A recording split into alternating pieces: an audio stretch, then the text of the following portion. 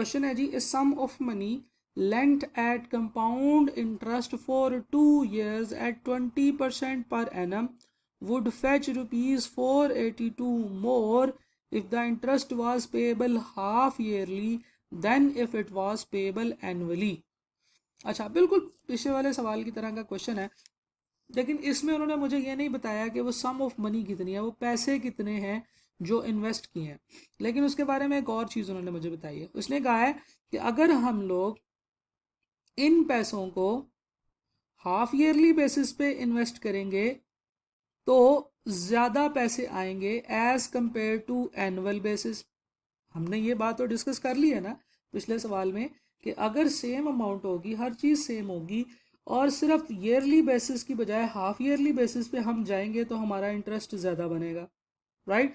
Similarly इस question में भी उसने उसी कॉन्सेप्ट को यूज़ करते हुए आपसे कहा है कि बताएं कि वो अमाउंट कितनी है, मैं आपको बता देता हूँ कि डिफरेंस कितना आएगा। तो अगर यही वाला सवाल जैसे पीछे वाला सवाल है, अगर उसमें वो हमें बता देता कि इन दोनों का डिफरेंस 180 है तो ज़रा ये कैलकुलेट करके दें तो हम कर सकते थे। ये बिल्कुल वैसा ही सवाल हमारे पास आ जाता है। सही है जी। तो इस क्वेश्चन को सॉल्व करने के लिए हम कहेंगे कि उसने मुझे एक इक्वेशन के बारे में बताया है कि 482 रुपीज़ ज़्यादा बनते हैं। तो मैं कह सकता हूं कि interest on half yearly basis में से जब हम interest on yearly basis minus करते हैं तो हमारे पास आंसर कितना आना चाहिए जी, बिल्कुल 482 आना चाहिए, राइट। तो दिस इज द इक्वेशन जो कि हमने इस इंफॉर्मेशन से डिराइव की है, राइट। अच्छा जी, interest on half yearly basis के अगर मैं फार्मूले की बात करूं तो इंटरेस्ट का फार्मूला क्या होता है, अभी हमने पढ़ा था, I is equal to P into 1 plus R power T minus 1। This is the formula. तो interest on half yearly basis में कैसे कैलकुलेट करूंगा, sum of money P unknown है, टाइम 2 ईयर्स है, रेट 20% है, और कंपाउंडिंग एक दफ़ा हाफ ईयरली के केस में कंपाउंडिंग जो है वो कितनी होगी जी, 2 टाइम्स होगी।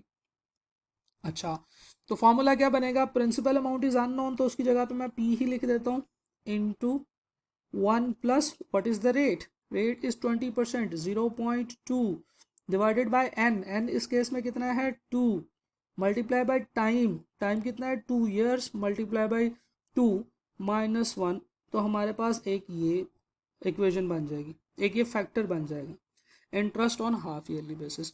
Similarly interest on yearly basis इसमें से माइनस करना है, फॉर्मूला क्या बनेगा, this minus P into 1 plus rate वही है 20%, लेकिन इस दफ़ा जो कंपाउंडिंग है वो ईयरली कंपाउंडिंग है, तो एन इस केस में कितना बनेगा 1, टाइम 2 ईयर्स ही है और एन कितना है 1 माइनस 1।